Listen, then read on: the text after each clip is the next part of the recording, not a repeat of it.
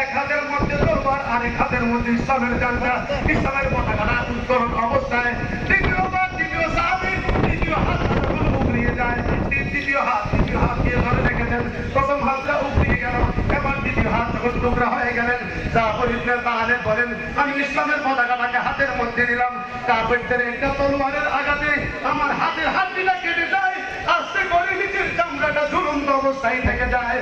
আমার হাতের ঝুলন্ত থাকার কারণে আমি সামনের দিকে অগ্রসর হতে পারতেছিলাম না, এদিক দিয়ে হাতের যন্ত্রণা।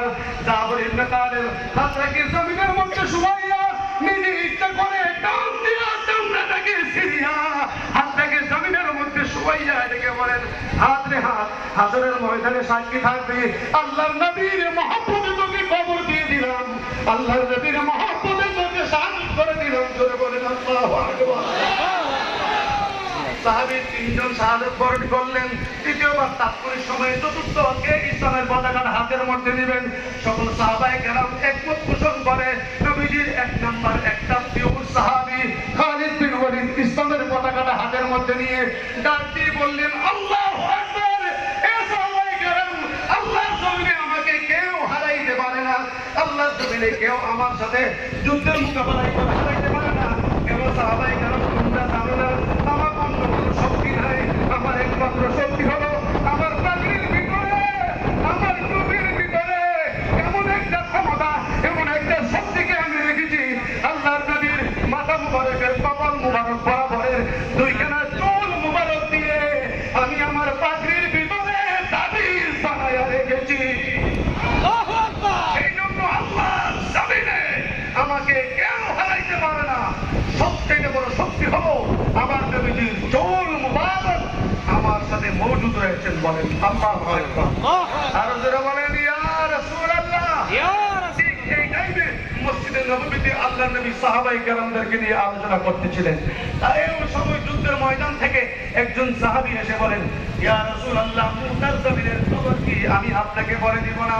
আমার রাসূল বলেন, সাহাবী থামো, তোমাকে বলতে হবে না, আমি রাসূল এখানেই বসেই বলে দিচ্ছি তারপরে কে শাহাদাত বরণ করছে। এখন প্রশ্ন হলো, আল্লাহর নবী মুতার জমিনের খবর মসজিদে নববীতে বসে বসেই যদি দেখতে পারে, খবর নিতে পারে, আজকের এই প্যান্ডেলের ভিতরে, আজকের এই মহাসমাবেশের ভিতরে, ভৈরবের জমিনে যত বিশিষ্ট ব্যক্তিবর্গদের সামনে, যোগ্যতম ওলামায়ে কেরামদের সামনে প্রখ্যাত ওলামায়ে কেরামগণ উপস্থিত রয়েছেন, প্রত্যেকের খবর আল্লাহর নবী শুধু মদিনা শরীফ কেন, আল্লাহর এমন একটি সৃষ্টি জগৎ নাই যেখানে আমার রাসূল আসতে পারে না, রাসূল হাজির হতে পারে না। কেননা এই কথাতেই আমরা একদম নিশ্চিত হতে পারি, এখানে একই অবস্থায় কার মায়ের নাম কি, কার বাবার নাম কি, প্রত্যেকের খবর আল্লাহর নবী জানে। জোরে বলেন ঠিক কিনা? আওয়াজ করে বলুন ঠিক কিনা? জানার ক্ষমতা দিয়েছেন কে? আওয়াজ করে বলুন, জানার ক্ষমতা দিয়েছেন কে? কিন্তু আমাদের দেশে কিছু মানুষ রাসূল জানলে কোনটা বেজার হয়ে যায়, এমন মানুষ আছে কি নাই? রাসূল জানলে, রাসূলকে জানার ক্ষমতা যদি আল্লাহ দিয়ে থাকে, ও খোদা তুমি দিলা কেন? আল্লাহ বলেন, আমি এই জন্য দিয়েছি, তোমরা জানো না। মেরাজে আমরা আমাদের দেশে কিছু উলামায়ে কেরাম ভৈরবের জমিনে এসে ওয়াজ করে বুঝাই দিতে চায়, রাসূল আমাদের মতো খাইছে, ঘুমাইছে, বিয়ে শাদী করছে, চলাফেরা করছে, ছেলে মেয়ে হয়েছে, এই জন্য আমরা খাই, বিয়ে শাদী করি, চলাফেরা করি, নামাজ রোজা সব কিছু আমাদের মতোই ছিল, এই জন্য রাসূল আমাদের মতো।